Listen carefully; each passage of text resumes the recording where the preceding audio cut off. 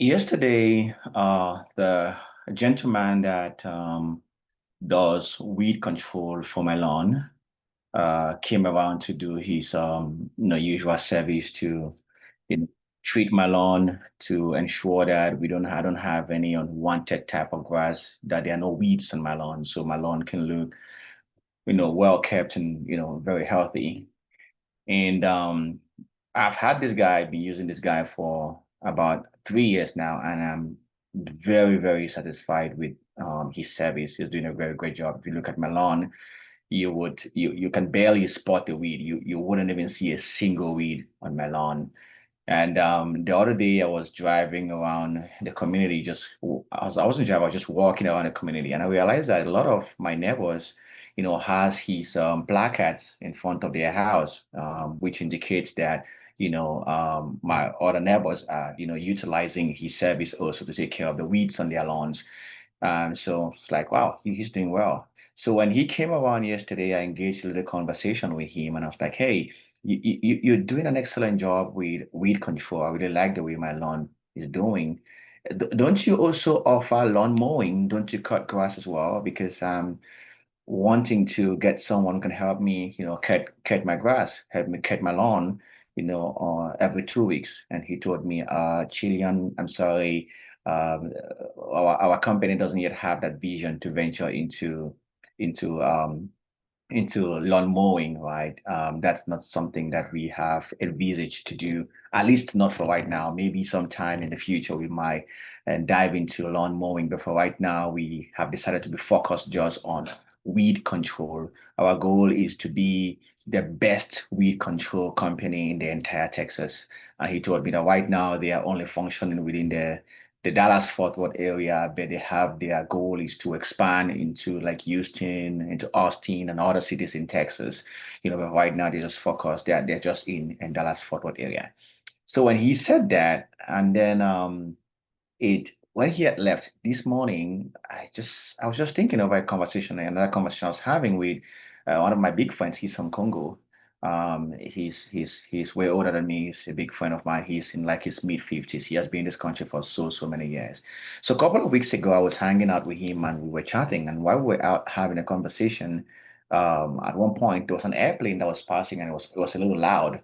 The aircraft was passing and it was loud, and he stopped the conversation we're having and he looked at me as a Chilean. That is why I came to this country. He said, that right up there is what brought me to this country. Then he began to explain to me that he came to this country many years ago, and he came with a scholarship, to come to the United States to study to become a pilot. And I was like, okay, tell me more about that. So he went ahead giving me the story. He says he actually came here. He actually enrolled in the school where he had the scholarship for, and he began his journey in his career to becoming a pilot. And after about 3 years, of him having been down that road, he came to meet a friend of his that he knew in Congo, and he paid this friend a visit, and he went to his friend's house. Man, his friend was living in a mansion, and the friend had, very beautiful luxury cars. This guy was doing good. This guy was rich. And he inquired a little bit from the guy. So what do you do? So the guy told him he was doing was doing fitter machinist. That was his career. That was the first time I ever heard of that job title called fitter machinist. And that what they do is these are people who service like industrial plants, right, in factories. Those big plants that might be doing some milling, can doing some many different things. So they are the people who check the plants regularly and make sure they fix it and make sure they oil everything and the plant is working correctly. So this his friend explained to him that that's what he was doing, and he tried to find out, how did you become this? And he realized that to become a fitter machinist, it just takes, I think from what he explained to me, is 4 years, of university studies, and you're a fitter machinist. So when he left his friend's place and he went back home, he started thinking and thinking like, thinking about how long it would take for him to become a pilot, and also thinking about how long only 4 years that it takes to become a fitter machinist. And after thinking about it for a while, he decided to abandon his career journey to becoming a pilot to go pursue this new career to become a fitter machinist. So he actually enrolled in school to study and become a fitter machinist. And then after about 2 years of him being in that down that road, then registered nursing started becoming very popular among Africans. And he started hearing a lot of Africans who have studied for a couple years and they've become registered nurses and see the house that they have built and see the cars they're driving. And he got distracted and felt like, you know what, this fitter machinist thing is giving me a headache. I don't think this is what I actually wanted to do. And it was a challenging time for him trying to study to become a fitter machinist. So he decided that, you know what, I'm gonna pivot my career. So he left the fitter machinist career journey and dive into becoming a registered nurse. So he enrolled in school as well, trying to become a registered nurse. And after a couple of years, there was another career path. I've forgotten my memory right now. It's not calling, but it's another career path that popped up. And, there were a lot of Africans who were, making a fortune out of that career path. And for some reason, he was like, you know what, I think that's what I want to do. So he abandoned his career journey to becoming a registered nurse and went into that career. And then shortly after that, guess what? Scrum came around and he was like, oh yes, this is it. This is what I want to do. And he hear people who have gone and done the training for just a few months and they're making six figures, see the house they bought, and see the cars they drive. And he said, okay, I'm going to go into Scrum. And he dived into Scrum. And recently, Scrum has not been the best. Scrum has been going down. And so right now he's without a job. And so when I was talking to him, he was like, Chilean, I feel so disappointed in myself. That's what he was saying about himself. Chilean, I feel so disappointed in myself. I feel like I'm a failure. I feel like giving myself a spank in the jaw. I just cannot look at myself in the mirror sometimes. And he was telling me like, Chilean, I think I have messed up. He said, Chilean, what if when I came to this country that I wanted to be a pilot, what if I just stuck in there? I stayed focused and did not distract myself and did not lead my career journey to go pursue to become a fisher machinist. By now, I would have been a pilot. I would have been doing well. I would have had a career. I'm sure I would have been more successful. He said, okay, Chile, that's fine. I left the journey to becoming a pilot and I decided to become a fitter machinist and I enrolled in school. What if I just stopped there and focused on that track to become a fitter machinist? I would have been doing as well as my friend now. I would have been done, I would have grown in the career, I would have been making lots of money, and so on and so forth. But children, I left that and went for no, I went left that and went for registered nursing. Okay, what if I just stayed at registered nursing and give all my energy in? Maybe right now I'll probably be an MSN. I'll have a master's degree in nursing, or maybe I'll have a PhD degree in nursing, and I've gone so far in my career. Now I abandoned that, went to another career, and later again I got to Scrum. Now look at me. I don't even have a job. I don't have anything I can call a career. I don't have a house.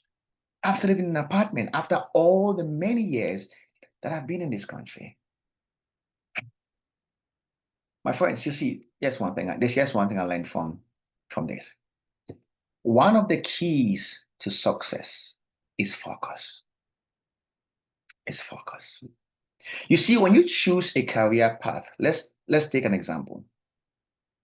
When you choose a career path, let's take an example that you decided that you want to go to school and become a pharmacist, and it might take you 9 years to become a pharmacist. You know one thing? During that journey of 9 years, others are going to be succeeding in other careers. Others are going to engage in some shorter engagements and they'll be out of school and they'll be doing well.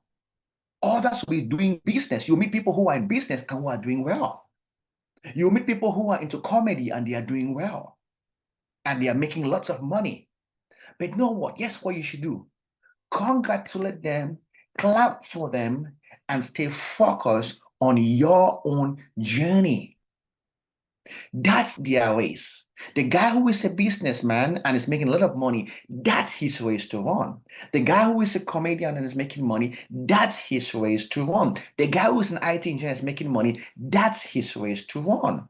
Maybe the reason they are succeeding in what they're succeeding in is because it's not that thing is so lucrative, it's because they have decided to be focused on that path. You see, there are many millionaires in this world, but all of these millionaires we know in the world, they are all not on the same career. There is someone who is a millionaire, and what makes his millions is farming. He keeps cows, he keeps goats, he keeps And he does also some farming. He keeps cows, goats, and also plant crops. That's what gives him his millions. There's another person, what gives him his millions is maybe he creates, makes softwares and sell them out there. That's what's making his millions.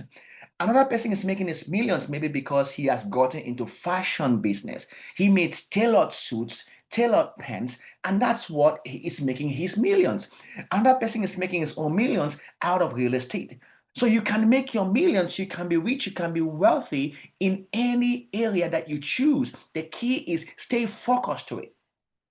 But if you make yourself so distracted and you're jumping from one thing to the other, you are missing the mark. Now, here's one other thing I want to mention. Just because you have the skill sets, you have the talents, you have the qualities to engage in something doesn't mean you have to engage in it. I'll go back to the example of the guy who does my lawn maintenance. Is it possible that he could get into lawn mowing? Yes, he could get into lawn mowing. He could cut grass. As a matter of fact, many people who are doing weed control also cut grass. But he had chosen that he is going to be focused on weed control.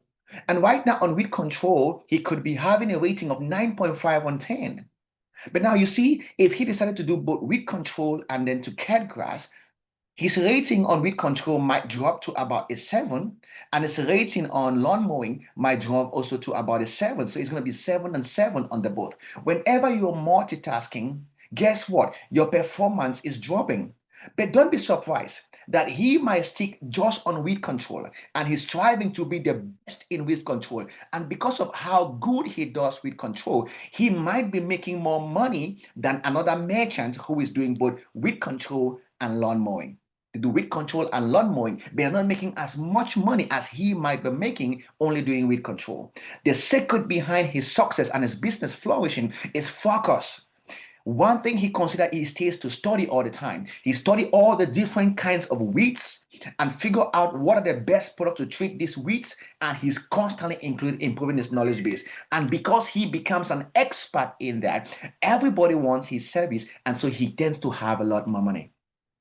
Now, there's something I see among most small and medium-sized businesses, most sole proprietors. We register a company, yeah, we have an established company, but think about it. Your company is into lawn mowing. Your company is into weed control. Your company is into fence remodeling. Your company is into foundation repair. Your company is into real estate. Your company is doing so many different things. Nothing really absolutely wrong about so many different things. But the thing is, you have to first of all establish focus on one thing and be the absolute best on that thing. Then you see if you have the capacity to accommodate more things. I'm going to bring an example to you guys here. There is this restaurant in the United States called IHOP. IHOP with a P, and that name stands for the International House of Pancakes. IHOP started its venture on pancakes, and their goal was to be the best in pancake. They had two goals: the best in pancake, and number two, they only serve breakfast. And for so many years, they focused on pancakes and they became the national name when it comes to pancakes. In the United States, if you ask somebody, if just when anybody thinks about pancakes, they think about IHOP because they focused on that. It was just a few years ago when IHOP decided to change their name now to make their name to become International House of Breakfast. But that's after many years of them having solidified their roots on pancake. And all that IHOP serves is breakfast. But now let's think about it.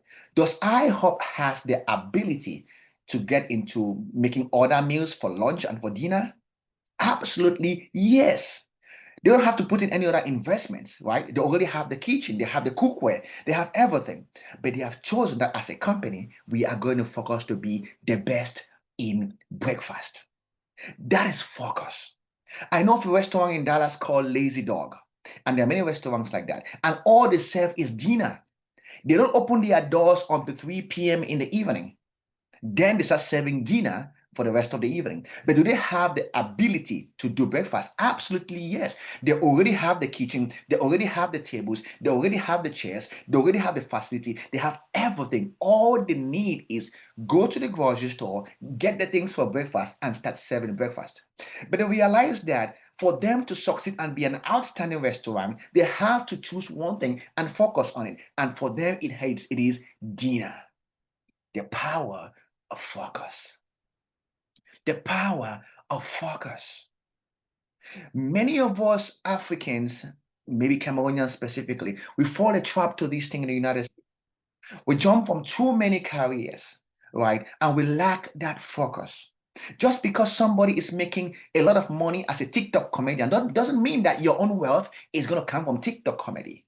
Just because some other person is into IT doesn't mean your own wealth will come from IT.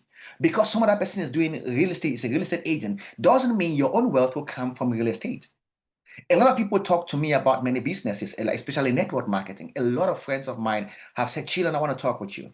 And they're placing me a business opportunity, which is about network marketing. And nothing wrong with that. It's a great business plan.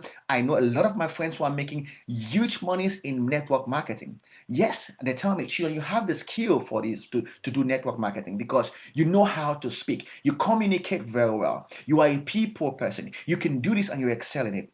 But just because I have the skill sets, I have the talent for that, doesn't mean I have to engage in that. I need to focus on one or two things that I want to pursue in my life. Even your creator, God, said something in the Bible.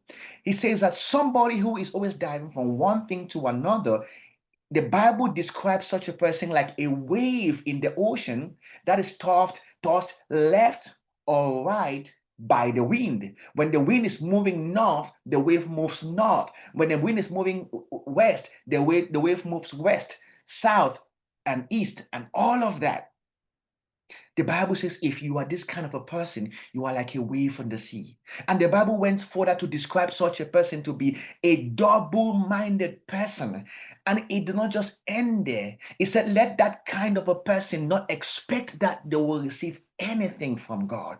God has promised to bless us. But sometimes when He comes and looks at you and is trying to bless you, He doesn't see what to bless because you haven't decided what you want to do.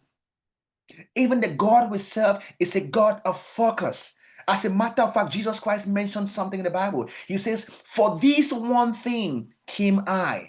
For this one thing I was born. Jesus identified that there are many things He could do in this world, but He was born for one thing. He came for one thing. And He is the most successful person who has walked the planet Earth. One of the secrets to success is focus. Focus. Focus. Focus. I hope this helps you. You can be very wealthy and standing as a registered nurse. You can be very wealthy and standing as a real estate agent. You can be very wealthy and outstanding as a DevOps engineer. You can be very wealthy and outstanding as a pharmacist. You can be very wealthy and outstanding as a comedian. You can be very wealthy and outstanding as a stand-up musician. You can be very wealthy and outstanding as a pastor. You can be very wealthy and outstanding as an evangelist. Just keep your focus. Just keep your focus. You don't have a career right now. You don't have nothing to show for it because you've been jumping from one thing to the other for too long. I hope this blesses you. If it does, here's my plea to you. Please support by hitting the subscribe button. When you hit the subscribe button, what happens is as many persons who subscribe, YouTube gets to know that the content I'm sharing here, so many persons are interested in it. And so they're going to push it more out there for other people to get this knowledge and also be blessed. So if this is a blessing to you, please subscribe, please hit the like button and give me a comment on the chat. I learn a lot from the comments on the chat. I get different perspectives. People share different opinions, and it just helps me to learn more about what I'm sharing. Thank you so much for listening, and see you in the next one.